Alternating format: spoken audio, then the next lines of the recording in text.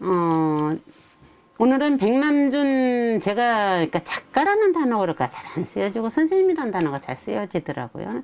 그러니까 그것도 약간의 각자의 버릇 같은 건데, 백남준 작가입니다. 한국을 대표하는 세계적인 아티스트로 명실공히, 이름이, 많이 알려져 갖고, 지금 정 대표님도 말씀하셨듯이, 이름은 너무 익숙할 거예요. 그런데 막상, 그래, 백남준 작품이 뭐지? 뭐 하는 사람이야? 라고 했을 때 막막하지 않으세요? 저는 그랬어요. 몇 년 전까지. 이름은 너무 익숙한데, 비디오 아티스트라고는 하는데 도대체 비디오로 무슨 작업을 한다는 거야? 지금은 이제 어느 전시장을 가든지 간에 비디오라는 매체를 가지고 작업을 풀어내는 작가들이 워낙 많아서 익숙해졌지만 불과 그렇게 된 지 한 10여 년도 안 됐을 겁니다. 일반인들한테는 한 4, 5년 정도 돼야지 그나마 조금 익숙해졌을까? 굉장히 새로운 장르의 한 분야인데, 그 백남준 선생님 하면은 이제 그렇게 익숙하지만 낯설은, 그런데 하나씩 에피소드는 왠지 들어봤을 법한, 생각해 보세요. 무엇이 생각나십니까? 많은 사람들이 예술은 사기다 라고 했다고, 현대예술은 사기야 라는 말을 백남준 선생님이 하셨다라는 걸로 기억하는 분들이 참 많아요. 이때 사기라는 단어를 어떻게 해석하느냐가 이제 굉장히 관건인데, 그건 여러분들 어떻게 생각하시는지 한번 봅시다. 아니면 백악관에 갔을 때 클린턴 앞에서 인사하다가 바지가 내려가는 바람에 많은 사람을 당혹하게 했다는 그런 에피소드가 또 한동안 이야기가 많이 회자됐었죠. 속옷도 입지 않은 상태에서 일어났는데, 그때는 이제 백남준 선생님이 풍어를 앓고 있을 때였어요.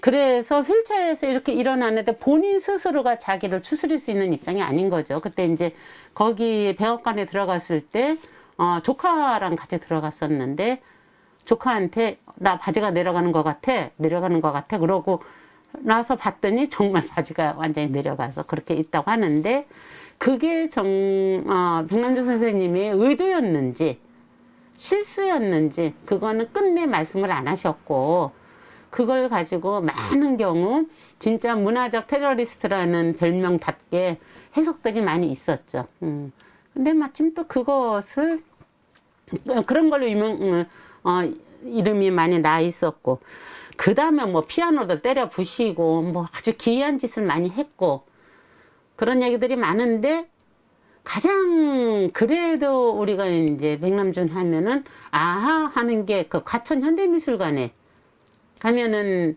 들어가는 입구에 정말 저는 그걸 당산나무라고 표현을 했는데, 제가 어딘가 글을 썼을 때 당산나무처럼 안 볼래 안 볼 수가 없는 전시장 1층 입구에 1층에서부터 전시장 끝층까지 3층이었죠? 까지 그러니까 탑처럼 쫙 올라가 있는 그 다다익선이라는 작품일 겁니다.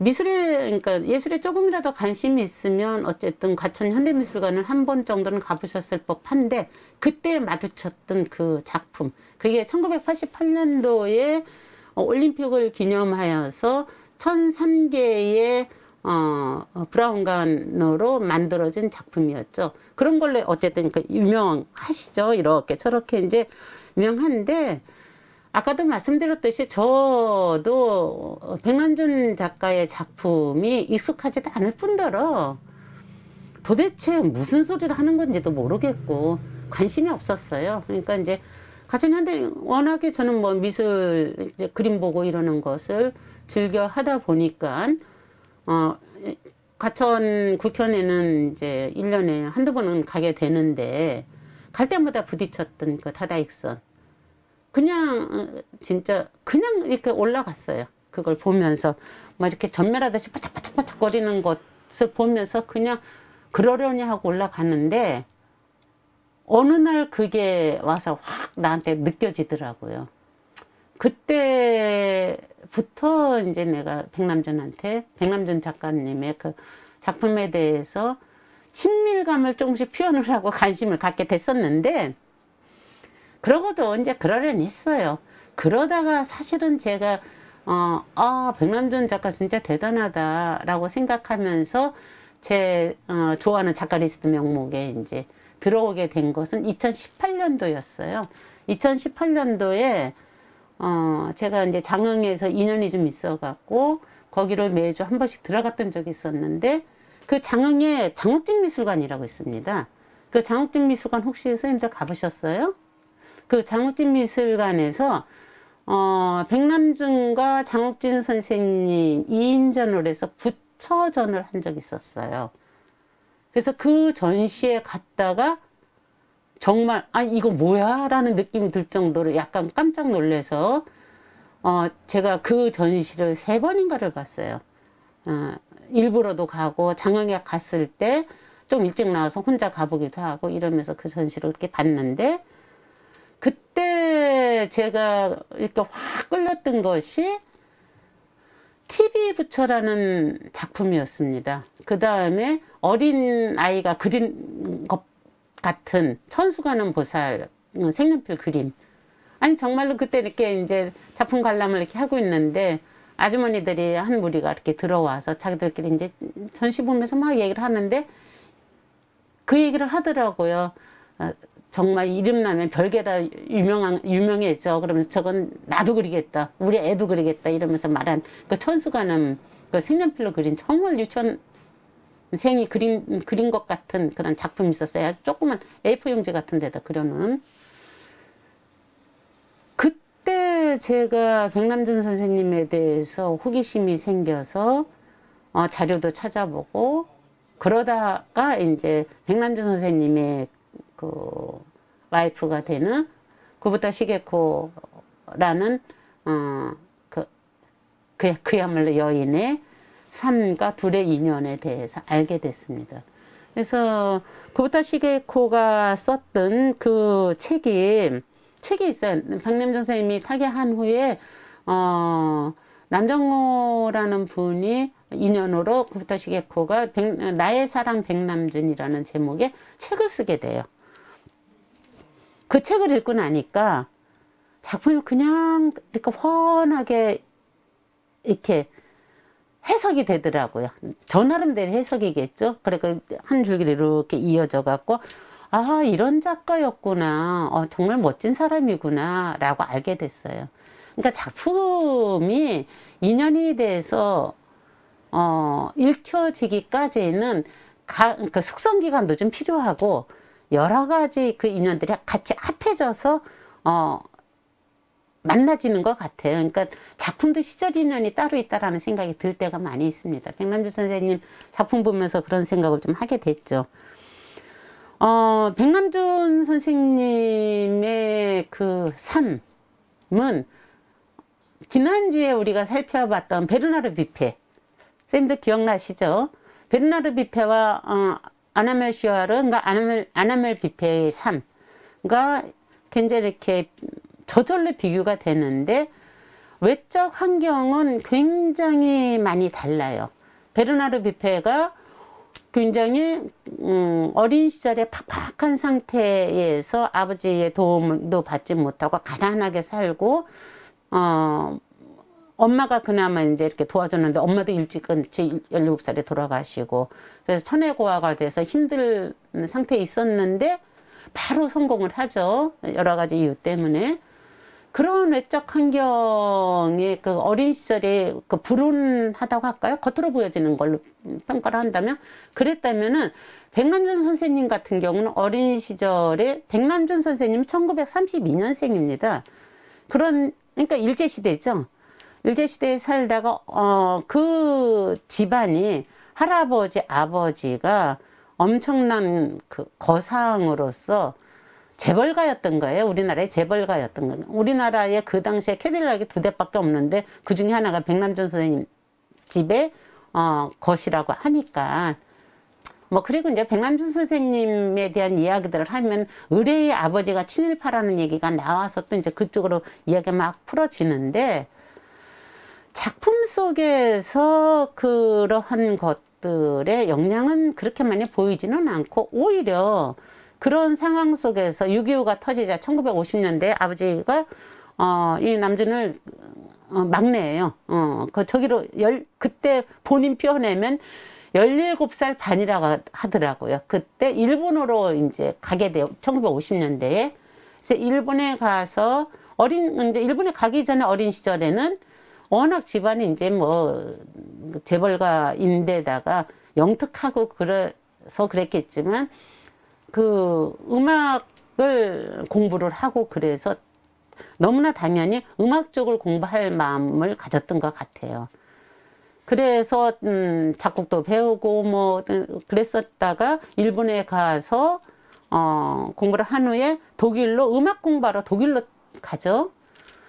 독일로 가서 거기 이제 다시 미국으로 가서 왔다 갔다 하면서 유목민적인 삶을 사는데, 이런 식으로 베르나르 비페에 비해서 어린 시절은 굉장히 유복한 환경이었어요. 환경 자체는.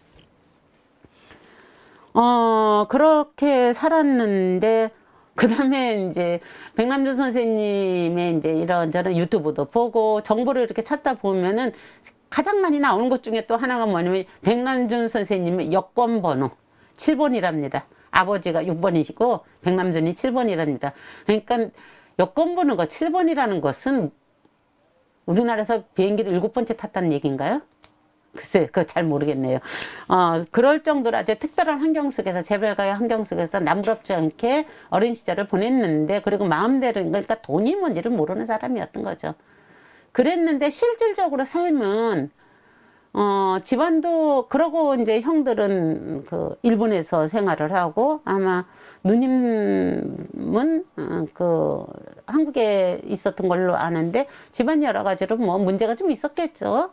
이래저래 해서 실제로 어린 시절 그때 빼놓고는 거의 침대를 살 돈이 없어서, 돈이 없는 게 아니라 돈이 생기면 작품에 필요한 것을 아무 생각 없이 쓰는 바람에 어쨌든 침대가 없어서 바닥에서 자고, 도저히 아주 굉장히 어려운 삶을 계속해서 오랫동안 유지를 했던 것 같아요. 그러니까 고타시게코의 그 글을 읽어보면은 굉장히 그런 이야기들이 많이 나와요. 어쨌든 그렇게 유목민적인, 정말 유목민답게 삶을 살다가 백남준 선생님이 아마 그 한국에 다시 돌아온 것은 떠나는 34년 만인 1984년에 처음으로 한국에 돌아오게 됩니다. 굉장히 고국에 대한 그리움이 굉장히 컸고, 한국에 돌아온 후로 그러고는 84년도에 들어와서 뭐 이제 그 전에 이미 세계적인 작가로 이름이 났어요. 이제 비디오 아티스트이면서 여러 가지, 그러니까 해괴한 행위도 많이 하고 이랬기 때문에 저절로 유명해졌기 때문에 한국에서 비로소 이제 백남준 선생님이 아마 들어오신 어떤 여러 가지 여건이 됐겠죠. 들어온 후에 1988년에 그 유명한 다다익선을 만들게 되는 거죠. 그래서 아까도 말씀드렸듯이 기본적인 예술적 그 기전은 백남준 선생님 같은 경우는 음악입니다. 그 음악을 공부하기 위해서 독일에 갔던 거고요. 그리고 그 논문도 신베르크를 가지고 논문을 썼다고 해요. 그러니까 현대 음악의 어떠한 기틀을 잡은 분이라고 하죠. 신베르크가. 그 신베르크의 음악으로 논문도 쓰고 그랬는데, 존 케이지를 알게 되면서 선생님이 그 예술 행로가 바뀌는 거예요. 그러니까 존 케이지가 어렴풋이 들어봤을 거예요. 4분 33초라는 그 유명한 작품이 있어요. 그 작품이 뭐냐면 4분 33초 동안에 1악장, 2악장, 3악장 되는데 1악장 뭐 몇 분까지 있다가 끝나고, 2악장 어떻게 하고 아무것도 안 하고 4분 33초 후에 피아노를 덮고 공연이 끝났습니다 하는 걸로 전위 예술을 한 거죠. 처음에는 언제 음악이 나올까 사람들이 기다리고 기죽이고 있다가 시간이 지나니까 안 나오니까 웅성웅성거리고 뭐 기침 소리도 들리고 막 그럴 거 아닙니까? 그런 음악 외적인 소음이라고 생각하는 것조차 사실은 그게 음악이 될 수 있다 라는 어떤 반전을 한 거죠. 균열을 일으키는 거죠. 그렇게 공연을 하고 난 다음에 그러니까 이제 술렁술렁하고 그 예술가에서 그랬을 거 아닙니까? 그게 아마 1952년도인가 했을 거예요, 존 케이지가. 그런데 58년도인가에 그 존 케이지하고 만나요. 그러면서 예술 자체가 확장이 되는 거죠. 퍼포먼스로, 음악으로 행위를 할 수 있다라는, 음악의 퍼포먼스가 될 수 있다라는 것을 알게 되는 거죠. 그런 식으로 우리 백남준 선생님은 그러면서 예술행로가 바뀌는데, 누군가가 백남준 선생님에 대해서 관계의 교향악 단장이라는 표현을 썼어요. 전자 샤먼이라는 단어는 워낙 유명해서 많이 불리기도 했지만, 관계의 교향악 단장, 그럴듯해 라고 해서 이제 제가 키워드를 끌고 왔는데, 기본적으로 백남준 선생님은 전반 굉장히 그러니까 작품이 그렇게 심각하지 않아요. 워낙 천재적 기질이 있어서 기발하고, 그래서 그 선입견 때문에, 나의 고정관념 때문에 안 읽혀지는 것에서 어렵게 느껴지는 거지, 그 고정관념만 딱 접어놓고 보면은 어린애같이 얘기하고자 하는 게 너무 명확하게 보이더라고요. 그런 작업으로 굉장히 다양한 분야에 손을 댔는데, 예술이라는 것은 즐기는 거라는 표현을 참 많이 해요. 그런 맥락의 대화를. 그러니까 인생이라는 게 얼마나 심심하니? 심심하기 때문에 재밌게 놀아야지 되는 거야. 예술이라는 거 그런 거 아니야? 뭐 이런 식의 이야기를 많이 하면서 실질적으로 예술가는 이러한 사람이다라고 본인이 얘기하는 게 한 문장이 있습니다. 우리는, 예술가는, 그쵸? 변화하는 사회의 안테나이다. 하지만 안테나에서 그치지 않고, 예술가들은 사회의 안테나가, 변화하는 안테나가 돼서 이렇게 주파수를 맞춰서 사람들 알아차리게끔 하는 어떤 역할을 해야지 되는 건데, 단순한 안테나에 그치지 않고 본인이 하는 일은 제도가 어떻게 작동하는지를 지켜보면서 그 안에 손가락을 비집고 집어넣어 벽을 무너뜨릴 수 있는 작은 구멍을 찾는 것이다. 그러니까 테러리스트라, 문화 테러리스트, 예술 테러리스트라는 별명, 호칭을 달고 살았죠. 가는 곳마다 일을 저질렀고 개상천외한 일들을 많이 하고 이랬기 때문에 백남주 선생님이 활동하던 그러니까 시절이 언제인가 한번 잘 보세요. 50년대에서 60년대, 70년대, 80년대, 60년대, 68혁명 일어나면서 세계적으로 이제 그 히피 문화가, 그러니까 1, 2차 세계대전, 두 번의 세계전을 겪고 난 후에 여러 가지 그 문제점에 답답함을 느끼고 부정부패에 대한 것을 느끼는 그 젊은 세대들 뿐만이 아니라 많은 사람 각계각층에서 반란이 일어나고 할 때, 전후 혼란 시대의 예술가들이 역할이 무엇일까를 찾던 시절이었다고요. 20세기 중반의 그 예술의 흐름은 누군가가 조강진 씨라는 분이 계세요. 그 미술사학자. 그분이 하는 이야기 중에 어떤 얘기가 있느냐면, 이 사회에서 어떤 예술, 그러니까 사회 전반적인 흐름을 주도할 때 제일 먼저 감지를 해서 변하는 게 철학이랍니다. 철학은 어떤 행위가 아니라 사고만으로 하기 때문에 굉장히 쉽게 선두주자처럼 그 문제점을 인식을 하고, 그러니까 고정관념에 갇혀 있는 것을 타파하기 위해서 변화가 생긴다는 거죠.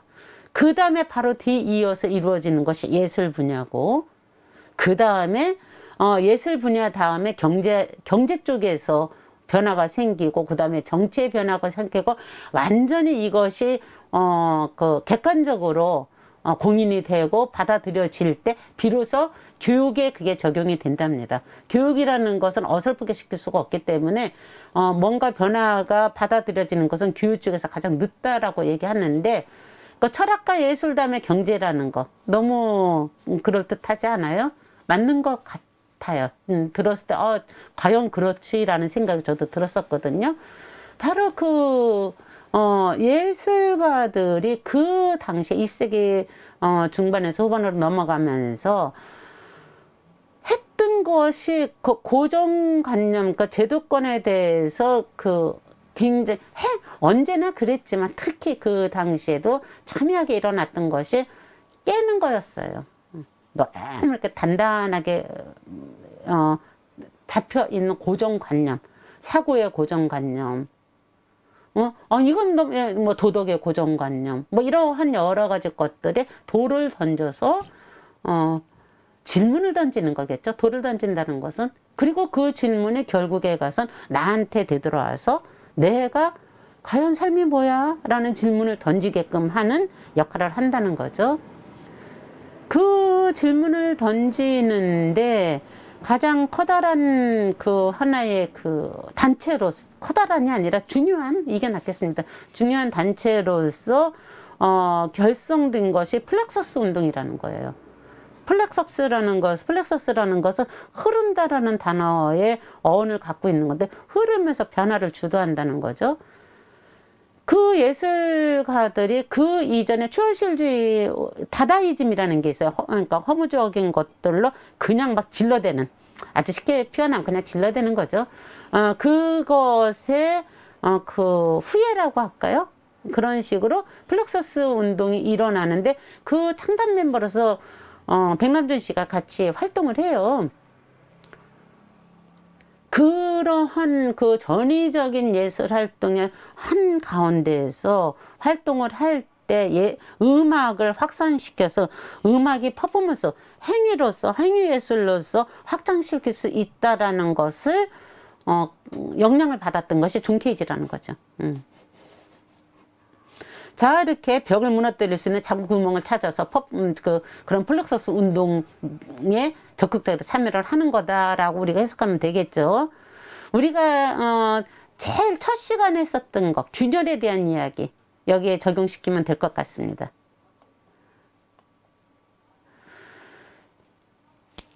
그래서 오늘은 이제 아까 관계의 규형화된 단장이라고 표현을 했듯이, 관계 속에서 예술이 어떻게 확장되어 가나, 그런 관점으로 백남준이라는 한 개인으로부터 피어난 독특하고 화려한 꽃 같은 예술의 결과물, 그것이 어떤 관계에서 영향을 서로 주고받으면서 피어났을까 라는 것을 좀 구체적으로 살펴보고자 하는 건데요. 삶 자체가 관계에서 변화가 이루어지는 거지만, 특히 영향을 주고받은 관계를 지금부터 살펴보겠습니다. 아까 말씀드렸던 존 케이지가 이제 음악에서 예술 영역을 확장시킬 수 있게끔 한 아주 대표적인 사람이죠. 이때가 26살이에요. 사실 왜 우리나라 속담이 그런 거 있죠. 들성부른 꽃잎은 미리 알아본다, 갑자기 생각이 안 나네. 그거 있죠. 그런 거. 그러니까 이미 천재적 기질을 갖고 있기 때문에, 사실 생각해보면 26살에 내 눈앞에 아무리 훌륭한 사람이 나타났다 할지라도 내가 그거 알아볼 수 있었을까? 아마 쉽지 않았을 것 같습니다. 저는 분명히 저를 스쳐간 수많은 좋은 밝은 빛들이 있었을 법한데, 아마 제 마음의 눈이 어두워서 그냥 쑥쑥 스쳐간 사람들도 있지 않았을까. 저는 그런 생각을 이런 것을 볼 때마다 하게 돼요. 저는 어느 한 작가의 작품을 볼 때는 세계 전체를 놓고 이렇게 흐름을 보는데, 특히 나이를 이렇게 대비시켜서 봐요. 그랬을 때 그게 조금 더 실감이 될 때가 있어요. 아, 그렇구나, 뭐 이런 느낌이 드는 거. 어떻게 저 나이에 저런 생각을 할 수가 있지? 나는 26살 때 뭐 했지? 뭐 이런 생각도 해보고 하다 보면 그 사람의 어떤 그 사람의 그릇, 같은 것이 그러니까 조금 더 실감나게 느껴지기도 하죠. 어쨌든 26살에 1958년이래요. 그때 이제 존 케이지를 만나고 난 후에 52년에 했던 4분 33초 요 작품이 4분 33초 이게 존 케이지입니다. 존 케이지가 연주하는 그런 모습이라는 거죠. 알았겠죠. 이걸 알고 그런 다음에 영향을 엄청나게 받아서 음악을 가지고 퍼포먼스를 시작을 한 거죠. 첫 번째 그 백남준의 예술세계에 커다란 영향을 미친 것은 아마 스승으로 봐도 되겠죠. 이 정도 되면 존 케이지였을 겁니다. 그 다음에 이제 두 번째로 아주 결정적인 영향을 미친 것은 사실은 구보타 시게코 부인인 거죠. 부인인데 그 구보타 시게코 같은 경우는 어떻게 보면 백남준의 제자이자 조수인 거예요. 그러니까 구보타 시게코가 실질적으로 어떻게 해서 백남준과 연결이 됐느냐면 철저하게 쫓아다녔어요. 이 구보타 시게코도 세계적 아티스트예요. 그러니까 아까 말씀드렸듯이 알아본 거죠. 그러니까 구보타 시게코 같은 경우는 일본에서 도쿄대학에서 조각을 전공한 수재예요. 그리고 어린 시절에 그 상도 받고. 근데 이제 그 백남준 씨가 일본에 공연을 왔어요. 근데 그 당시에 어느 고등학교 선생님을 하고 있었는데 그 백남준의 공연을 가서 보고 난 후에 바로 이거야. 그러니까 자기가 답답했던 그 마음이 그 기가 막힌 그 말도 안 우리 일반인들이 볼 때는 저게 미쳤지. 어떻게 인간이 돼서 저런 짓을 할 수가 있어? 이런 느낌이 들 정도의 어떤 해괴한 행위. 그때 했던 행위, 그게 뭐야? 예술 그 작품이 뭐였느냐면 피아노를 두들겨 부시고, 그러니까 피아노를 치다가 피아노를 두들겨 부시고, 망치를 두들겨 부시다가 발로 차버려서 완전히 잔해를 만드는 어떤 그런 것과, 그 다음에 또 어떤 것이 있었느냐면, 머리로 그리는 선이라는, 이때 선은 젠을 얘기하는 겁니다. 이거 명상하는 선. 그 선 시리즈가 쭉 있어요. 이 선 시리즈에 대해서 우리가 얘기를 좀 더 해야지 되는데, 머리로 그리는 선이라는, 그것을 시연을 했었나 봐요. 그걸 보고 이 사람 너무 충격을 받은 거예요. 그러니까 머리로 그리는 선이라는 건 뭐냐면, 어떤 것을, 그러니까 먹물, 그러니까 거기에 무슨 물을 이렇게 탄 걸 갖다가 자기 머리를 적셔서 머리를 이렇게 쭉 그려 나간 거예요. 그러니까 그 행위에 엄청난 그 파괴력과 그 충격이 있었던 거죠. 그걸 보는데 대부분의 사람들은 유명하다고 해서 와보기는 했지만 다들 아마 놀라서 뭐 하는 짓이야 라는 생각이 들었을 것이고, 어떻게 보면은 뭐라 그럴까, 분노도 일어났을 것이고 세상 말세야 라는 소리도 충분히 나올 법한 그런 전위적인 행위에 이 구보타 시게코 같은 사람은 카타르시스를 느낀 겁니다. 그래서 백남준한테 빠져요. 그러다가 백남준을 어떻게 다 만났는데 자기가 누구누구라고 뭐 인사를 했더니 구보타 시게코가 전시한 그 작품을 이 사람 백남준이 보고 그게 너였냐? 네 작품 좋더라. 이 이야기를 해주는 바람에 이제 이게 가슴에 이제 바람이 확 들어간 거죠. 그러고 나서 모든 걸 때려치고 미국으로 건너가요. 구보타 시게코가. 건너가서 자기는 일본에 있다가는 자기의 그 예술 이것을 도저히 속이 터져서 안 될 것도 같고 뭐 여러 가지 생각이 있어서 그냥 뉴욕으로 건너갑니다. 그때 이제 그게 누구야? 구보타 시게코 같은 경우가 뉴욕에 가서 백남준을 다시 만난 후에는 계속 이제 백남준을 아주 쉽게 표현하면 따라다닌 거죠. 그러면서 이제 인연이 돼서 같이 살게 되고 그러는데 플럭서스 운동을 같이 하게 돼요. 그러니까 플럭서스 운동을 같이 하면서 굉장히 중요한 역할을 많이 해요. 구부다 시게코가. 그런데 백남준 같은 경우가 절대로 자기는 결혼할 사람이 아니고 결혼할 그런 저기가 없기 때문에 결혼을 안 하고 10년인가를 삽니다. 둘이. 그러니까 동거 생활을 하면서 각자 예술 활동을 하는 거죠.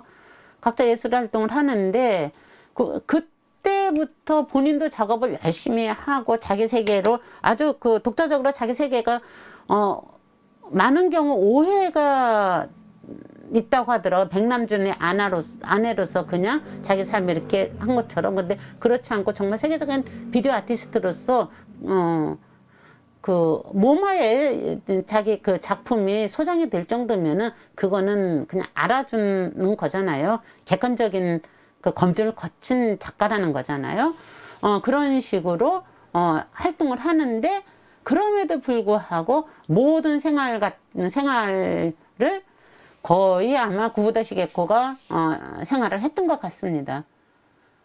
백남준은 돈이 생기면은 일단 작업할 그 무언가를 사는 것에 다 쓰니까 그런 식으로 해서 같이 동지이자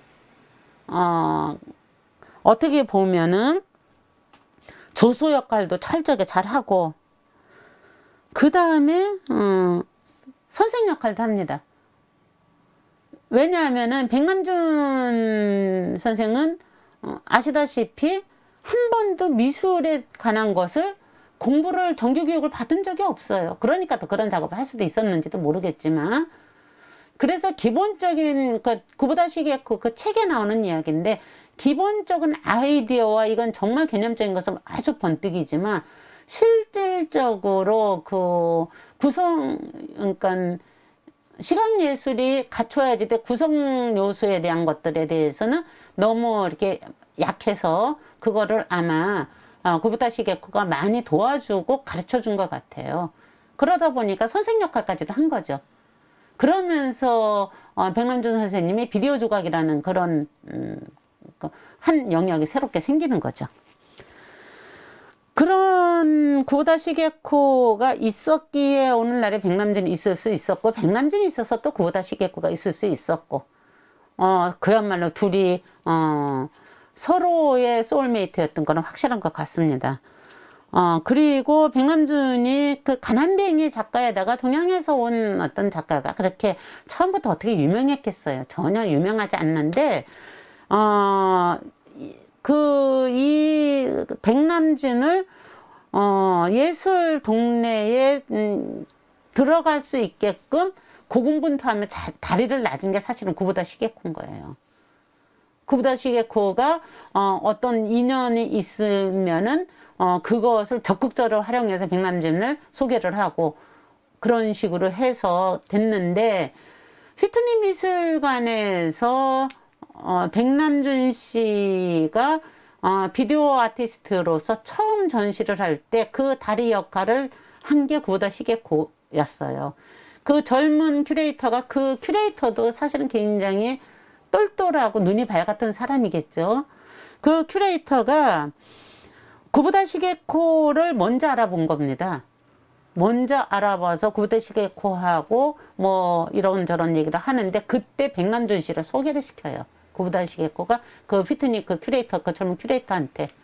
그러고 나서 철저하게 백남준을 이제 조사를 했겠죠. 작품성에 대해서도. 휘트니 미술관이 어딥니까? 미국을 대표하는 현대미술을 하는 곳이기 때문에 그렇게 아무나 그 인맥이 있다고 해서 전시시켜주고 이러는 곳이 아니잖아요. 그러니까 철저하게 이제 조사를 하고 해보니까 새로운 장르를 충분히 열어도 되겠다는 생각이 들어서 전시 계약을 해놓고 그 나중에 일화에 이제 그 책에 나온 얘기인데 밤잠을 못 잤다고 했다고 하더라고요. 그러니까 생전 무명의 어떤 작가를 갖다가 큰 전시 기획을 해서 했는데 그게 실패를 하면 자기 큐레이터 인생도 끝나는 거잖아요. 그래서 잠을 거의 못 잘 정도로 걱정을 하면서 전시를 했는데 그게 성공을 하게 된 거예요. 이때 성공의 개념이라는 거는 이제 뭐,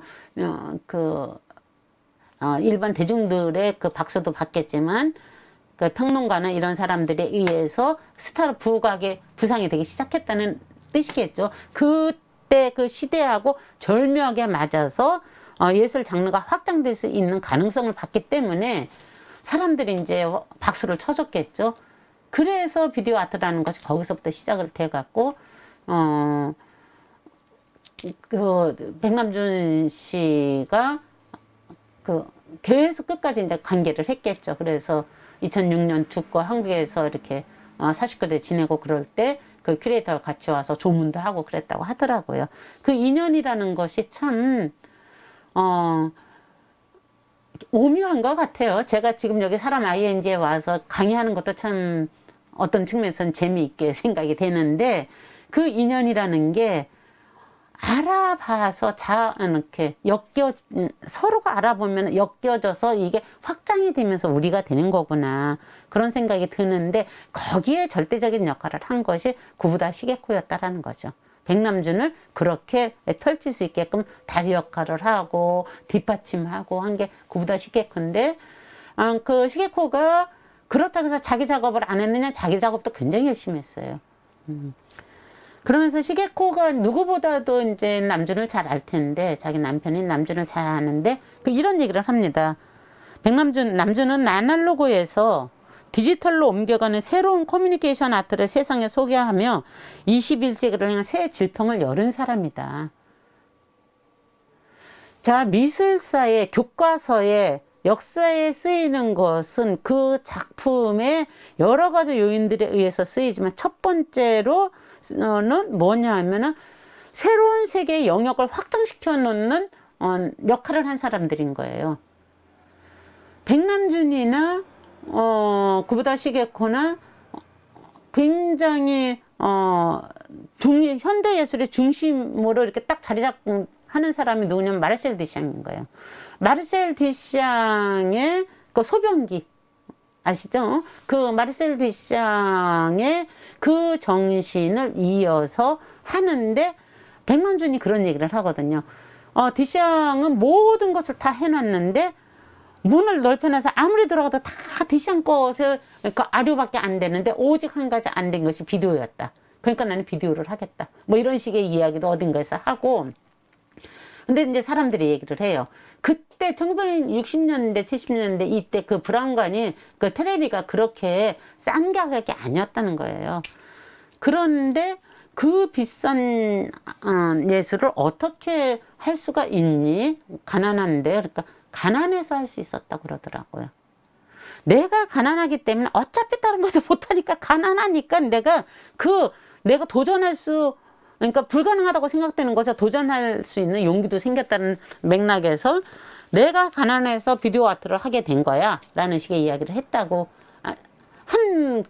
그 기사도 어딘가에서 제가 봤어요. 그러니까 뭐가 달라도 굉장히 남다르죠.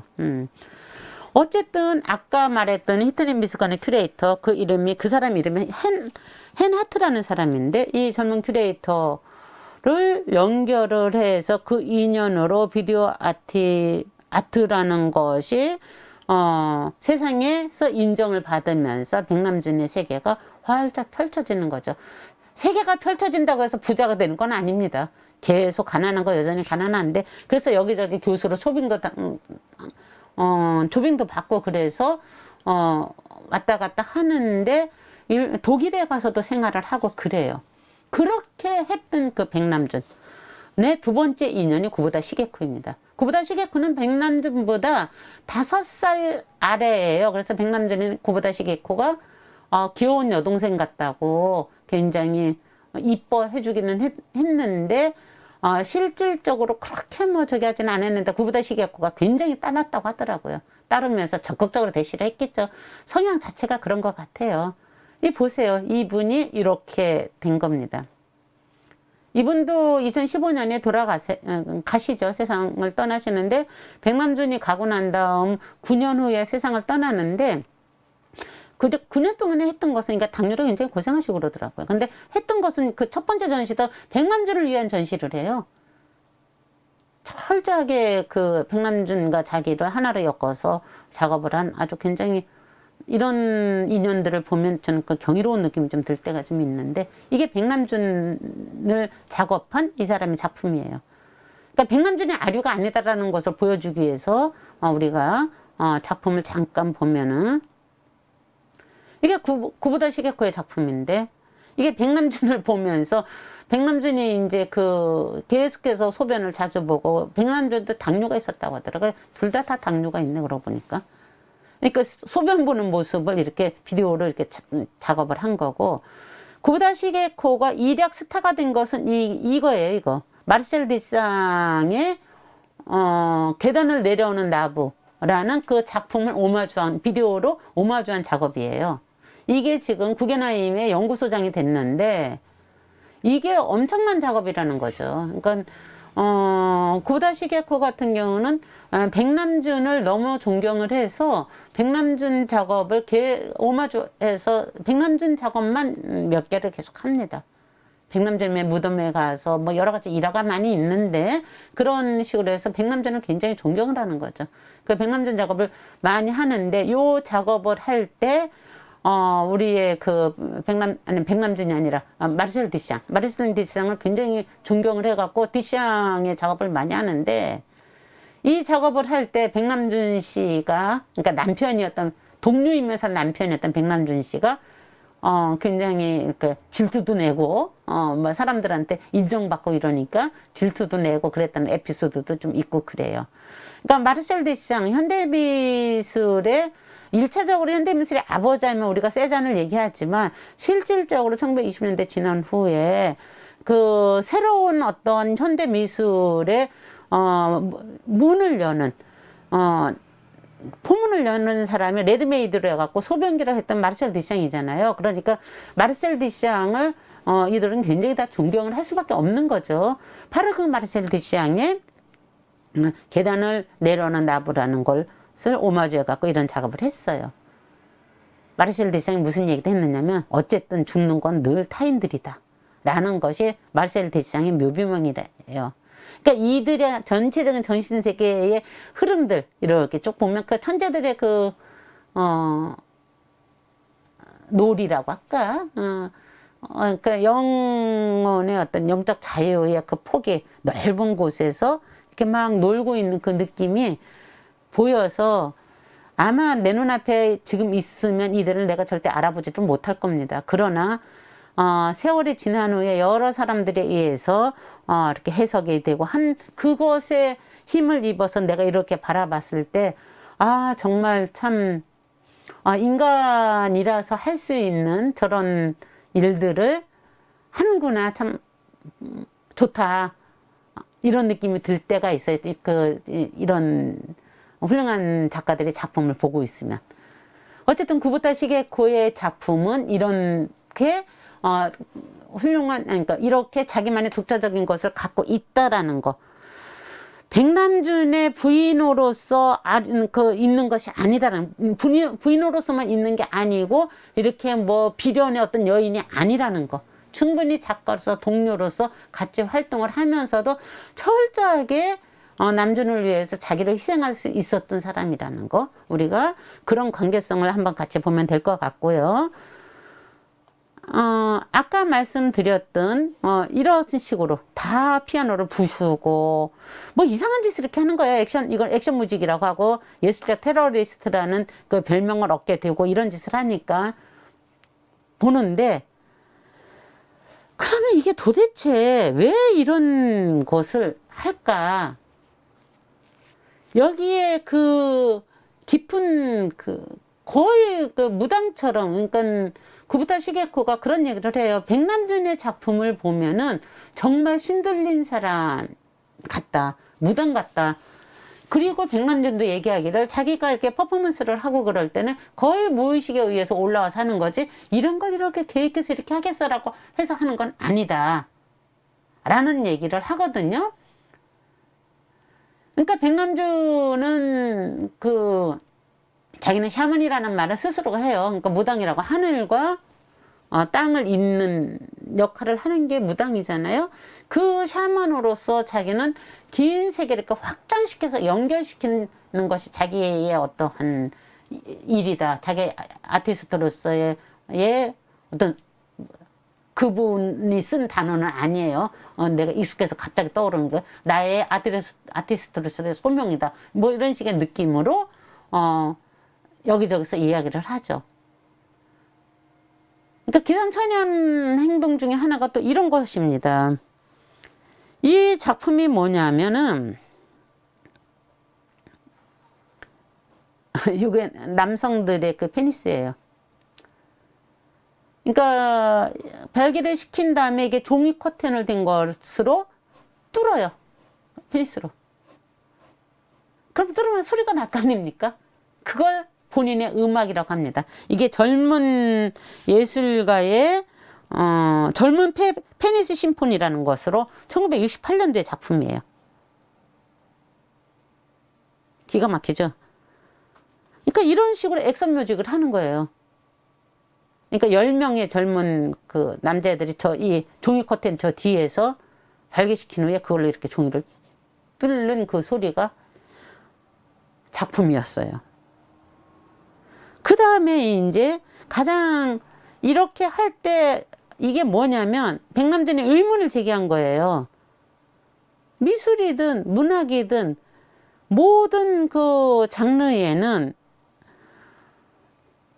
그야말로 인간의 생명력과 연결되는 아주 그 원초적인 본능인 그 성적인 거, 섹스와 연결되는 부분을 다 자연스럽게 다루는데 왜 음악에만 그것이 금지돼야지 돼? 그건 아닌 것 같아. 하면서 음악에만 섹스가 금지되는 것은 아니지 않겠어? 하면서 자기가 여러 가지 공연을 기획을 합니다. 그 중에 하나가 첼리스트 샬롬 무어만이라는 그 여자하고 그 공연을 말하자면 예술적 파트너로서 둘이 호흡을 맞춰가면서 다양한 공연을 해요. 오페라 섹스트론이라든지 아니면은 TV 브라라든지 TV 브라라는 것은 뭐냐면 이 브래지어 대신에 여기에다가 3인치짜리 그 조그만 브라운 거를 가슴에다 대고 거기서 첼로로 연주를 하는 거. 이런 게 이제 TV, 이거는 이제 퍼포먼스니까 우리가 볼 수 있는 것은 그 퍼포먼스 행위를 찍어 놓은 사진을 볼 수 있는 건데 그런 식으로 하면서 음악으로도 충분히 그런 걸 표현을 할 수 있다라는 걸 해서 샬롬 무어만과 그 다양한 작품들을 합니다. 그러니까 대놓고 시게코는 샬롬 무어만과의 작업을 못마땅하게 생각해요. 그래도 그걸 대놓고 얘기를 합니다. 일단 질투도 나고 그 여자가 너무 예쁘고 그렇게 하고 다니니까 자기가 굉장히 질투도 나더라. 그래서 그 작업이 빨리 끝나길 바랬는데 어느 날인가는 이제 더 이상 그 작업을 안 하고 작업이 이제 비디오 조각 쪽으로 이제 옮겨가기 시작을 했죠. 그런 식으로 다양한 것을 하고 있는데 이게 선에 대한 생각을 우리가 이쯤에서 다시 한번 해봐야지 될 것 같아요. 존 케이지 같은 경우가 4분 33초 할 때 사람들로 하여금 당황하게 만들고 그게 목적이어서 딱 끝났어요.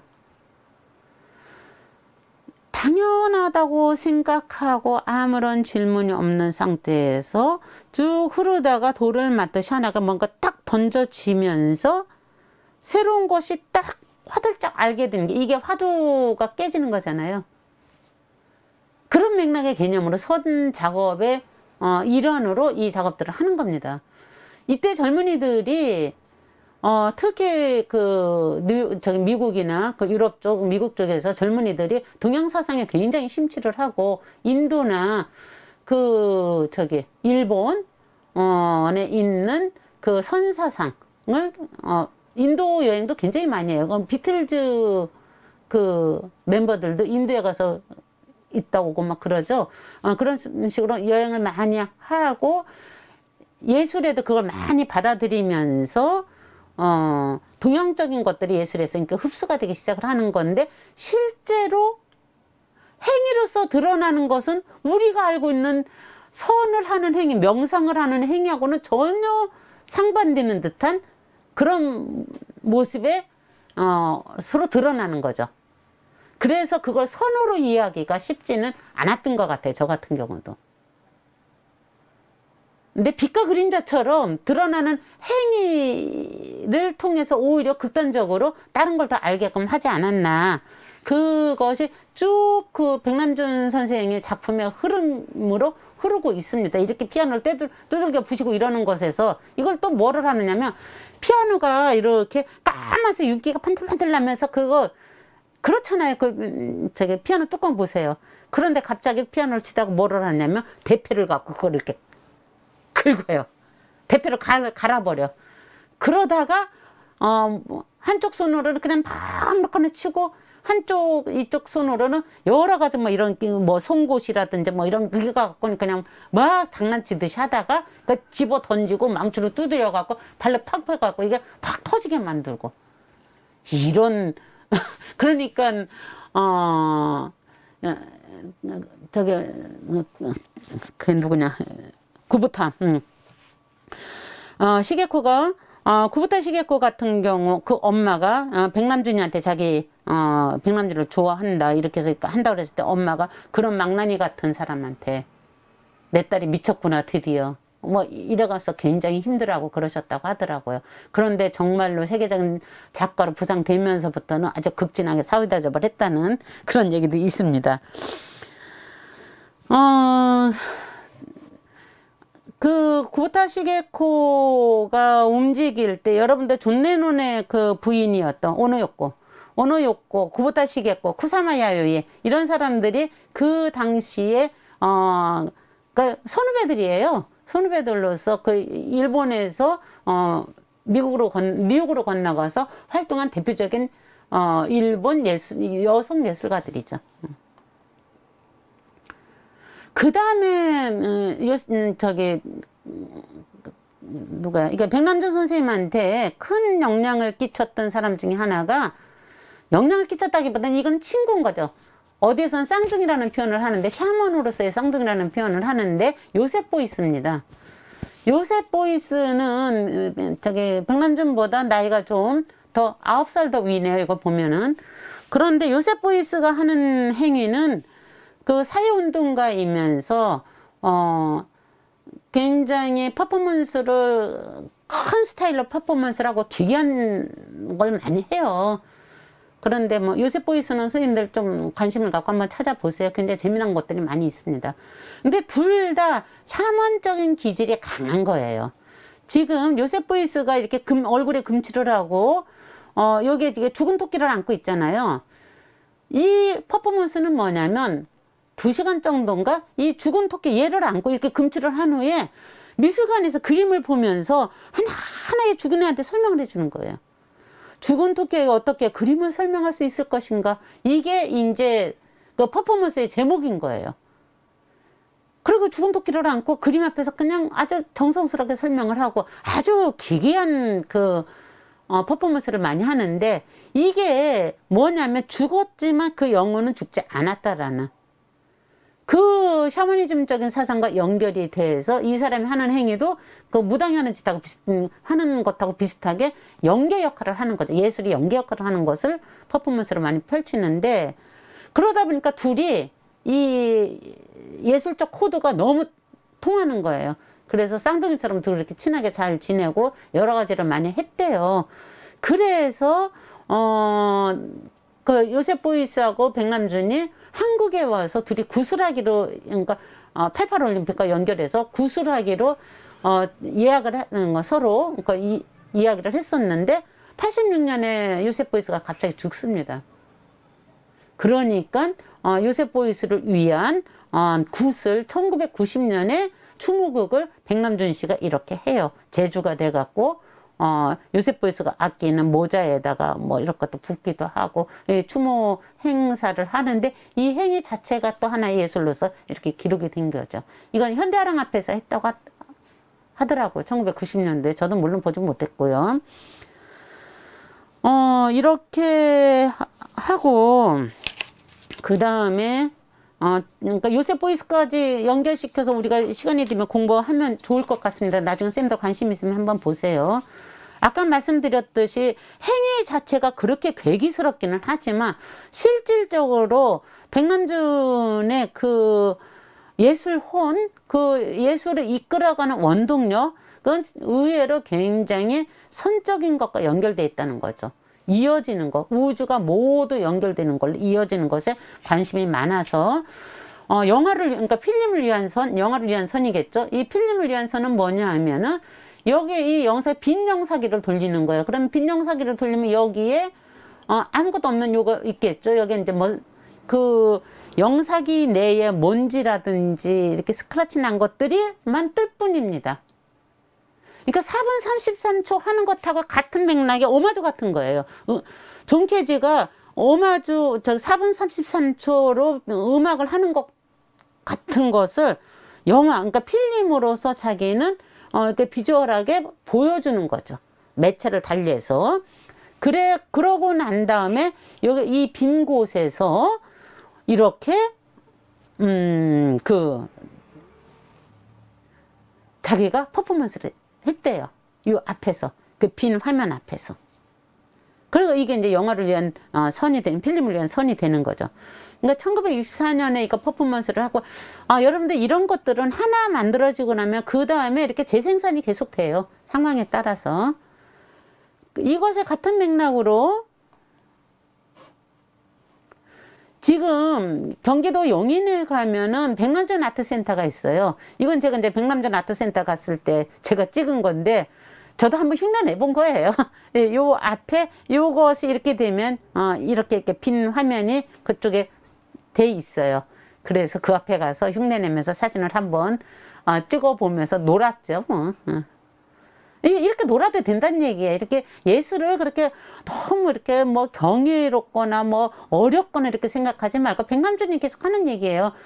내 작품 마음대로 만지고 놀아. 이런 얘기를 해요. 그렇게 뭐 우리 미술관에 가면 뭐 손도 못 대게 하고 막 이러잖아요. 그거 정말 짜증나는 일인데, 물론 보존해야지 될 부분에 대해서는 그건 해야지 되지만, 예술 작품을 너무 경배하는 것은 어떤 측면에서는 위험한 짓이라는 얘기를 하고 싶은 얘기입니다. 그래서 혼자 막 놀고 있더니 사람들이 쳐다보더라고요. 그 다음에 TV선이라는 게 있어요. 그러니까 말하자면 이 브라운 거네. 이 브라운 거는 거꾸로 놨죠. 이거는 삼성이든 소니든 아무 상관이 없어요. 나중에 이거 뭐 비디오 카메라도 그렇고 여기 아무것도 안 쓰니까 구부터 시게코가 이 안에 내용만 생각하지 마. 여기도 좀 그리기도 하고 그래. 그랬더니 나중에는 그린 작품들 나와요. 그래서 아까 선생님 역할을 했다는 얘기예요. 이게 빈 공간에 폐쇄 회로를 넣으면 이렇게 하나의 선만 생기는 거예요. 이 선은 이 라인이 아니라 이중적 의미로 우리는 생각할 수도 있을 겁니다. 그러나 어쨌든 이때의 제목은 라인의 의미라기보다는 그 명상할 때의 그 선의 의미입니다. 우리 백남준 선생이 실질적으로 이렇게 자기가 해놓은 이 작품 앞에서 정말 명상하듯이 자기가 이 안에 이렇게 빠져 있을 때도 있다라고 얘기하는데, 잠깐 설명을 하면은 이것은 누구냐면 버넷 뉴먼이라고 그 미국의 굉장히 유명한 있죠. 미니멀 아트를 하는 대표 주자로서 버넷 뉴먼이라는 사람이 있어요. 그 사람이 이렇게 커다란 캔버스에다 선 하나 쭉 긋고 추상의 극단으로 가는 거죠. 그런 행위를 한 것에 오마주이든 무엇이든 자기는 이것을 매체를 캠퍼스에서 비디오로 매체로 옮겨서 이렇게 작업을 한 것이다라는 걸로 사람들이 해석을 해놓죠. 백남준 선생 자체가 버넷 뉴먼을 인식을 하고 했는지는 모르겠습니다. 그런데 아까 이 필름선 같은 경우는 본인 스스로가 얘기를 해요. 어떤 면에서 존 케이지에 대한 오마주라는 의미로서. 근데 여기까지는 모르겠지만 많은 작가들이 그런 뜻하게 해석을 하는데 맞는 것 같아서 저도 잠깐 갖고 왔습니다. 제가 이렇게 잠깐 소개하는 거는 관심 있으면 이런 찾아보시라는 의미에서 하는 거예요. 버넷 뉴먼 같은 경우도 미국 현대미술에서는 아주 대표 주자로서 꼭 알아야지 된다라는 법이 어디 있겠어요. 알면 좋은 작가이거든요. 선 시리즈는 이렇게 영화에서 TV에서 말하자면은 이런 이게 바이올린이죠. 걸음을 위한 손이에요, 이거는. 명상의 개념이 이제 들어가죠. 그 다음에 히드라부타라고 해갖고, 이거는 지금 어디에 있는 거냐면, 여러분들 저기 안국역에 가면은 공간사옥의 아라레오 미술관이라는 게 있어요. 예전에 그 공간사옥에 있었던 담쟁이 많은 거, 종로, 그 창덕궁이죠? 비원 옆에 있는. 거기에 보면은 예전에 공간사옥으로 굉장히 아름다웠던 건물인데, 그 건물을 아라레오 미술관에서, 매입을 해서, 상설 전시를 하고 있는데, 거기에 있는 작품입니다. 현대예술에 관심이 있으면 그 공간사옥에는 아라레오 미술관만 가봐도 유명한 작가들은 거의 일단은 다 한두 점씩은 다 있어요. 그러니까 기회 되면 한번 나들이 한번 해보십시오. 이렇게 음악에 끝까지 연결이 돼요, 이분은. 이거는 본인의 얼굴 모습을 이런 모습으로 보여주는 겁니다. 작품에 대한 해석은 그렇게 별로 중요한 것 같지는 않고 느낌만 보면 되는데,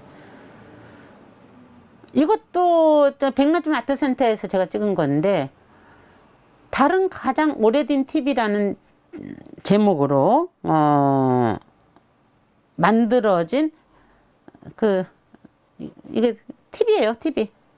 그래서 이렇게 다리를 이렇게 머물러 가는 것을 표현을 한 거죠. 최첨단의 어떤 것을 만든 건 맞죠. 그런데 실질적으로 너무 재미있는 것은 본인은 이것을 뭐라고 설명을 하느냐면, 이렇게 하면 할수록 자기는 무엇을 느끼느냐면 신석기 시대로 돌아간 것 같은 느낌을 많이 받는다는 얘기를 해요. 아주 그 최첨단의 것을 가지고 장난감처럼 갖고 놀면서 자기 속에 있는 것을 막 풀어내는데, 그렇게 하다 보면은 신석기 시대의 사람처럼 자기는 굉장히 원시적인 느낌으로 느낄 때가 있다. 그게 다른 가장 오래된 TV라고 했을 때, 그러니까 이 테크놀로지를 어떠한 우리의 영적인 것과 연결되어서 이어지는데 도구로서 활용을 해야지 과학이 그것에 반대 개념이 있다라고 생각하지 말자라는 맥락의 이야기를 자주 하죠. 저는 그것에 대해서 굉장히 박수를 치는 사람입니다. 자, 이렇게 TV를 가지고 하면서 가장 결정타로 와서 닿았던 것 중에 하나가 뭐냐면, 제가 백남준 선생님을 다시 가까이에서 보게끔 했던 장본인의 작품이 이거예요. 이게 제가 이제 장옥진 미술관에 가서 찍은 건데, TV 부처입니다. TV 부처인데, 물론 이제 이 부처는 처음엔 이거 하나가 있겠지만, 곳곳에 여러 종류의 그 부처상들을 갖다 놔요. 요 시스템은 같은 맥락으로, 같은 방식으로 작품의 구성이 되겠지만, 부처는 전부 달라요. 어쨌든 이 TV, 이거 장옥진 미술관에서 전시됐던 것은 이거 백남준 아트센터에 있는 것이 아마 그때 왔던 것 같은데, 요거였고요. 이 부처님들 진짜 너무 잘생기셨어요. 근데 어떤 부처는 뭐 일그러진 부처도 있고, 뭐 애기 부처도 있고, 뭐 이렇더라고요. 그림, 다른 거 이렇게 자료를 찾다 보니까. 그런데 이 TV 부처가 백남준 선생님이 최초로 작품을 판 거라고 하더라고요. 암스테르담에 있는 스테델 레이크 미술관이라는 곳에 처음으로 여기에 있는 큐레이터가 처음으로 이 작품을 구입을 하게 됐대요. 근데 이게 너무 기가 막힌, 그러니까 이게 작품이 이루어지는 거 선생님들 들어보시면 굉장히 재밌어요. 그러니까 맨날 이렇게 가난뱅이로 살고 그러니까 이제 형들이 이제 뭐 이렇게 저렇게 도와줬을 거 아닙니까? 근데 이제 형들도 다 망하고 뭐 이러면서 형들이 이게 이제 너한테 줄 수 있는 마지막이야. 그래서 일본에 갔다 왔는데 10,000불인가를 받아왔다고 해요. 그러니까 큰 돈을 갖고 왔잖아요. 그러니까 이제 시게코도 그게 너무 이제 다행이다 생각을 해갖고, 이 돈을 그러면 우리가 이제 어떻게 하면 좋을까, 어떻게 쓸까라고 고민을 하는데, 어느 날 며칠 지나지도 않아서 그 돈으로 다 뭘 사느냐, 이 부처들을 사왔대요. 그러니까 생각을 얼마나 기가 막히겠어, 정말. 그러니까 너무 한심하고, 그래서 그 뭐 할 거냐고 그랬더니 내가 지금 작품 할 거라고. 작품하려고 사다 놨는데 작품하겠다는 어떤 아이디어를 갖고 했던 것도 아니고 일단 얘를 이렇게 딱 보는데 이걸로 내가 작품을 할 수 있을 것 같은 생각이 드니까 일단 쟁여놓은 거예요. 많은 아티스트들이 그 작업실에 스튜디오에 가보면은 그런 게 참 많아요. 우리 피카소 할 때도 봤지만 그 당시에 피카소 20세기 초반의 작가들은 누구를 막론하고 그 작업실과 연결돼서 스튜디오에 연결돼서 보면 뭐가 있느냐면 아프리카 그 원주민들의 그 가면, 나무 조각, 이것들이 어떤 작가 스튜디오든 다 있어요. 그런 식으로 본인한테 영감이 줄 만한 것들이 있으면 그냥 일단 갖다 쟁여 놓는 거지. 계획을 해서 거기에 맞춰서 작품을 사기보다는. 그런 식으로 이제 부처를 갖다 놨는데 어느 날은 이제 어느 전시장에서 요때 이거 암스테르담 이것과 연결되는 거예요. 어느 전시장에서 작품을 구상을 해서 해놨는데 어느 공간이 너무 텅 비어갖고 너무 고민을 했다는 거지. 이걸 어떻게 하면 좋을까. 그러다가 버떡 이 부처님 생각이 나갖고 그 부처님을 갖다 놓고 이 전시를 이렇게 한쪽 구석에다 해놨더니 사람들이 본래 자기가 하려고 했던 작품은 뒷전에 두고 이 작품 모두가 팍 꽂힌 거야, 사람들이. 그러면서 처음으로 이게 팔리기도 하고 유명해지기 시작을 한 거죠. 그 맨날 두들겨 부시고 뭐 어쩌고저쩌고 하는 걸 보다가 이거 굉장히 진짜 그러니까 명상 분위기가 딱 잡혀요. 여기 가서 있으면 이 작품만 지금은 어떤지 모르겠지만 장우증 미술관에 있을 때 보면 이렇게 조그만 방에 이게 하나가 딱 있고 있는데 거기 가면 그냥 저절로 이렇게 명상하는 명상의 분위기가 잡혀 있어요. 그래서 저절로 이렇게 보고 있게 되는데 그러니까 사람들이 일단 그렇게 직접적으로 전달이 됐을 때 그게 와서 훨씬 더 감동이 쉽잖아요. 똑같은 맥락의 주제를 가지고 풀어냈지만 이렇게 풀어내니 사람들의 반응이 확 좋아진 거죠. 그때 팔리기 시작을 한 거고. 이런 TV 부처 시리즈도 있고 저도 여기에서 백남주 선생님한테 꽂혔던 거고요. 그 다음에 이제 TV 정원이라는 게 있어요. 이것도 거기에 가면 있어요. 백남주 아트센터에 가면은. 이건 진짜 식물들이에요. 다 살아있는 거예요. 그러면 요 안에 있는 요거 비드가 바짝바짝바짝거리면서 이미지가 계속 바뀌어요. 요 자리에서 요걸 찍은 겁니다. 그러니까 색깔이 바뀌잖아요. 그 앞에 있는. 그러니까 이게 TV 꽃이 피는 거에 굉장히 어린애 같은 생각인 거예요. 여기에 뭐 심오한 뜻이 있는 게 아니라 이런 자연과 이게 테크놀로지로 만들어진 과학적인 이것도 같이 어우러져서 그러니까 생명처럼 쓰일 수가 있어. 그런 역할을 할 수 있고 굉장히 긍정적인 거야. 오늘 제가 소개는 안 했지만 너무 유명해서 소개를 오히려 안 한 건데 백남준 선생이 제일 또 많이 회자되는 게 뭐냐면 1908 조지 오웰이 쓴 1984 있잖아요. 1984 조지 오웰의 그 디스토피아에 대해서 가장 예견하듯이 썼던 소설이잖아요. 그런데 1984년 1월 1일에 파리, 뉴욕, 한국 또 세 군데였나? 그러니까 어디하고 이렇게 연결을 해서 그때만 해도 1984년 1월 1일에 굿모닝 미스터 오웰이에요. 굿모닝 미스터 오웰이라는 그 제목으로 1984년 1월 1일 날 위성 중계를 하는 겁니다. 그래서 파리에 있는 예술가들, 한국에 있는 그때 굿을 가장 세계인들한테 알리는 역할을 했다고 하더라고요. 뉴욕에 있는 유명한 무용수들, 뭐 이러한 사람들이 같이 물론 이제 그때 첼리스트 샬롬 무함마드 나왔어요. 이런 예술들을 펼쳐서 보여준 거예요. 동시로 지금이야 너무 당연한 거지만 그 당시에는 그게 엄청난 일이었다는 거죠. 그렇게 했을 때 이 테크놀로지로 만들어진 과학혁명들이 디스토피아로만 가는 것이 아니라 유토피아로도 갈 수 있는 매체가 될 수가 있어. 우리가 이걸 어떻게 활용하느냐에 따라서 그거는 다르게 쓰여질 수가 있다라는 걸 끊임없이 긍정적인 마인드로 해석하고 사람들한테 보여준다라는 겁니다. 그게 전부예요, 실제로. 거기에 무슨 뭐 엄청난 심오한 철학 없습니다. 굉장히 어린애답고 상상력이 폭발하고 그런데 치밀하고 워낙에 천재니까 이 과학적인 어떤 것들에 대해서도 하나에 꽂히면 그걸 공부하기 위해서 모든 걸 작파하고 움직여요. 돈 계산 안 해요, 이 사람은. 그러니까 옆에 있는 사람은 너무 힘들었겠죠. 그러니까 이런 식으로 색깔이 계속 바뀌어요. 여기 빨간색에서 이렇게 이런 식으로 바뀌면서 저는 이 앞에 가만히 앉아서 이걸 보니까 요 그림에 따라서 요 이파리들이 보여주는 느낌이 또 전혀 달라서 또 나름대로 그걸 즐겼죠. 그것과 비슷한 것이 또 뭐가 있느냐면 TV 물고기라는 게 있습니다. 이 TV 물고기 같은 경우도 이게 20몇 개의 이 어항이 그 투명한 곳에 이게 실제 물고기가 살아요. 이 물고기가 왔다 갔다 합니다. 여러분들 한번 여기 가보세요. 재밌어요.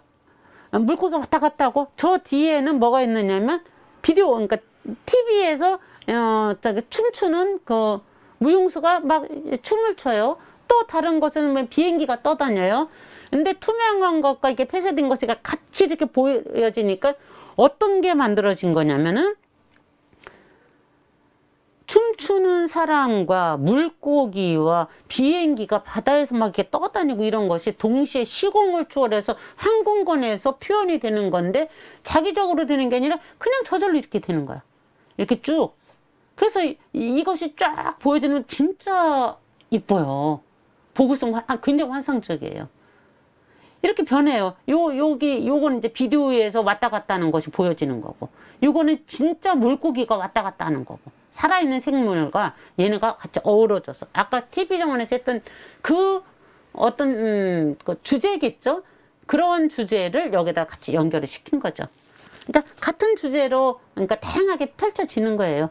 저는 이 TV 물고기나 TV 정원이 진짜 참 좋았는데 어디에서 보니까 본인 자체도 TV 정원과 TV 부처를 가장 좋아하는 작품이라고 얘기를 했어요. 아까 말씀드렸듯이 그렇게 비디오가 몇 개 있던 것들이 이제 비디오 조각이라는 제목으로 이건 손절이 그보다 시계코의 역량인 것이 너무나 알 수가 있겠죠. 그 조각이라는 걸로 해서 이게 비디오들이 쌓아져 갖고 하고 이렇게 그림 그리라고 했던 거 이렇게 그림도 그리고 이것도 백만종 아트센터 이건 어디에 있느냐면 공간사옥에 있는 작품이에요. 상설되어 있는 거니까 언제든지 가서 보면 볼 수 있어요. 이렇게 그리라니까 그리기도 하고 이러는데 자기는 이렇게 유목민처럼 떠돌아다녔다는 얘기예요. 그래서 그건 세상에서 가장 아름다운 거북이라고 그래서 이렇게 표현을 했고요. 아까 말씀드렸듯이 이게 샬롬 보어먼의 그 포스터에 초창기 1960년대에 그 같이 그러니까 이 여자가 이제 이렇게 나체로 여러 가지 행위를 할 때 공연 포스터고 샬롬 보어먼을 생각하면서 이게 이 비디오로 아니 이거 작품으로 TV 조각으로 비디오 조각으로 만들어진 이거 제목이 샬롬 보어먼이에요. 이것도. 그러니까 여기에는 뭔가 샬롬 보어먼이 했던 행위들의 그 첼로 연주들이 여기서 뜨겠죠. 이거는 저기 백만병 아트센터에 있는 겁니다. 그 다음에 이제 백만전의 이력 세계적인 작가가 된 것이 바로 이게 1994년 베니스 비엔날레 때였어요. 베니스 비엔날레가 이때 독일이 동독하고 통일이 되고 그러니까 첫 번째로 개최된 비엔날레였다고 하더라고요. 그때 그 비엔날레에 독일 작가로서 백남준이 초대가 됩니다. 한국 작가로서 초대되는 게 아니라 독일 작가, 독일관에 이 사람을 초대를 한 거예요. 거기에 이제 여러 가지 이야기들이 많이 있는데, 그 초대를 했을 때 이러저러해서 수락을 한 후에, 이 사람이 잡았던 그 전시 제목이 전적 초고속도로, 베니스에서 울란바토르까지라고 해서, 작품을 마르코 폴로도 하고, 징기스칸도 하고, 알렉산더도 하고, 거기다가, 단군도 하고, 이렇게 해서 이런 작품들을 구상을 해갖고, 전시를 했어요. 디스플레이를. 이랬을 때 황금 사자상을 이때 여기서 받았답니다. 그 비엔날레에서. 그러니까 일약 대스타가 될 수밖에 없게 그러니까 차츰 되다가 여기서 빵 터진 거죠. 어떻게 보면은 스타로스의 그 자리매김을 확실하게 한 거죠. 그러니까 동서양을 잇는 그 옛날의 영웅들을 전부 소환을 해서 전자 이걸로 만들어서 보여주는 거예요. 어린애들이 장난감 갖고 레고블록 맞추듯이 한다라고 생각하면서 얼마나 재미있었겠어요. 그렇게 맞추고 그럴 때. 너무 심각하게 생각하지 말고 보자라는 얘기에서 내가 자꾸 그런 식으로 얘기를 합니다. 전자 초고속도로. 사람들이 이거 갖고 굉장히 막 역시 예언자라고 하면서 막 얘기를 하죠. 인터넷을 얘기를 하는 거죠. 그러면 전자 초고속도로에서 이제 이 미국 이거 휘트니 미술관에서 아까 말씀드렸죠. 비디오 아티스트로서 처음 이렇게 자리를 잡을 수 있게끔 했던 그 만들어졌던 그 곳이 휘트니 미술관이라고. 그 휘트니 미술관에서 1989년에 20년 회고 전인가 하여간 이래 갖고 백남준 씨를 다시 초대해서 하는데 이때 여기가 전자 초고속도로로 미국을 만듭니다. 이게 다 비디오예요. 그래서 여기서 내가 반짝반짝 빛나는 거죠. 마찬가지로 이 작업의 처음은 뭐냐면 폼피두 센터, 파리에 있는 현대미술관의 그 대표적인 것이죠. 그 폼피두 센터에서 초대받았을 때도 파리 전자고속도로를 만듭니다. 그런데 그 파리 전자고속도로를 만든 건, 그러니까 백남준이 얼마나 인간적이냐면, 그 독일에서 학생들 교육을 할 때 학생 중에 한 학생의 아이디어였대요, 그게. 그런데 이제 그 학생의 아이디어는 약간 조잡하고 그랬겠지만 그 아이디어를 자기가 학생 작품을 보고 느꼈던 그 아이디어를 가지고 자기 걸로 풀 때는 엄청나게 크게 풀었겠죠. 좋게. 작품을 만들어낸 거죠. 그러니까 그 초안을 그 아이디어 발상 그 친구한테 듣고 난 후에 그거를 발표를 했는데 폼피두 센터에서 그때 상금을 받았을 거 아닙니까? 전시 초대를 받으면 제작비를 주거든요. 그 제작비를 준 것에 굉장히 많은 상당 부분을 그 학생을 찾아가서 너의 아이디어로 내가 이것을 하게 됐다. 그래서 그 돈을 전달해서 오히려 그 학생이 굉장히 당황했다는, 너무 큰 돈이라서 뭐 그런 얘기가 있을 정도로 굉장히 양심적인 사람이에요. 갑자기 떠오르네요. 조영남의 화투 사건이. 비교가 안 되죠.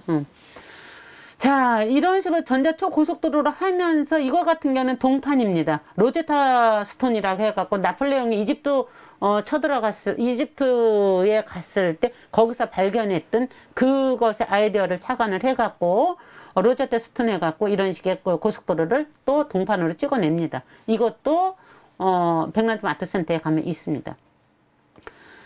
그 다음에 우리가 말씀드렸던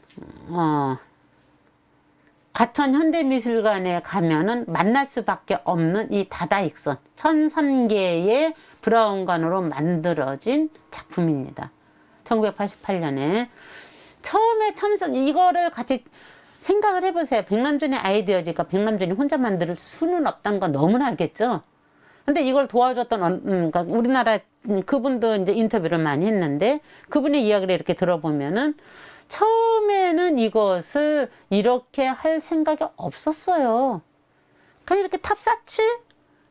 그럼 몇 개면 될까? 200개, 300개 하다 보니까 말도 안 된다. 이거는 그거 갖고는 도저히 안 돼. 1000개는 있어야지 되겠는데요. 그러니까 거기서 아이다가 퍼뜩 난 거죠. 1000개? 그럼 1003개로 하지 뭐. 그래서 10월 3일 개천절이라는 의미로 여기다가 작업하다가 공정 과정에서 퍼뜩 꺼서 개천절이라는 의미를 같이 집어넣어주고 야 많을수록 좋지. 제목 다다익선이야. 이렇게 된 거예요. 그런데 이제 이게 올해 2, 3년 전에 한참 또 논란이 됐었죠. 이 브라운관이 하나씩 나가서 이걸 어떻게 할 것인가. 여기서 뭐 스파크도 일어나고 잘못하면 화재가 일어날 엄청난 열이 움직이니까. 그래서 일단 이걸 다 껐습니다. 한동안. 그러다가 끄고 이제 끈 상태에서 이것에 대해서 디자인한 거 이런 것들에 대해서 오히려 그게 더 전시가 이렇게 쭉 됐었죠. 그러다가 다시 복원하기로 결정했다라는 것까지는 봤는데 제가 그 후로는 안 가봐서 어떤 상태인지는 모르겠어요. 이러다가 아까 말씀드렸듯이 덜컥 풍에 걸려요. 덜컥 풍에 걸려갖고 꼼짝을 못하는 거죠. 그러자 우리 구보타 시게코가 뭐를 하느냐면 자기가 하던 모든 작업을 다 내려놓고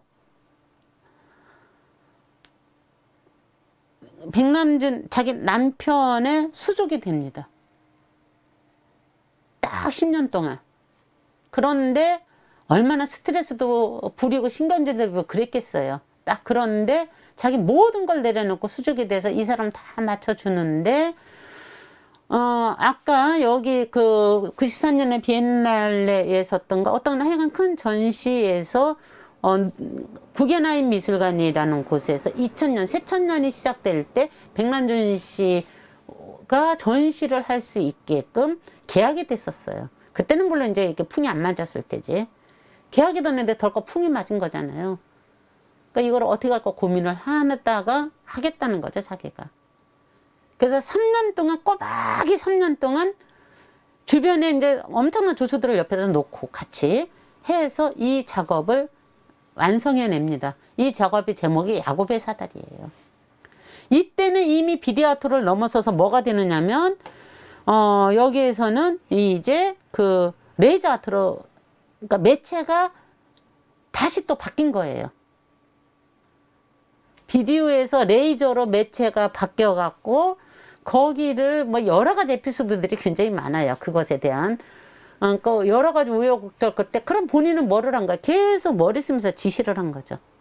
지시를 해서 전시 오픈을 했는데 이 아래에는 그 땅처럼 아래 이 밑에는 땅처럼 돼 있어 갖고 거기서 비디오들이 번쩍번쩍하고 거기에서 이 레이저를 쏴 갖고 이 거울에 반사가 돼 갖고 사다리 역할을 해서 천상으로 연결되는 야곱의 사다리로 가게 됐다는 거죠.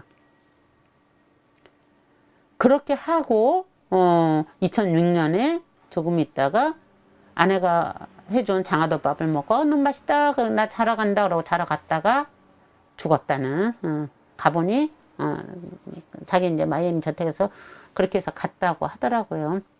그것에 대해서 그 시게코가 그 남정덕 씨라는 분이 계속 1년 동안 설득을 해갖고 책을 같이 쓰게 됐다고 얘기를 하더라고요. 저는 그 마지막 작품이 그래서 백남준 선생님 진짜 어린애처럼 어린애 같은 그 순수한 마음으로 시게코가 그 책의 그 소 제목 중에 뭐가 있느냐면 백남준이는 정말 이렇게 세계적인 천재이면서 3살백의 어린아이라는 그 타이틀이 있어요. 그러면서 이제 그 극단과 극단을 왔다 갔다 하면서 하는 것에 대한 이야기로 엄마 같은 마음으로 존경하는 선생으로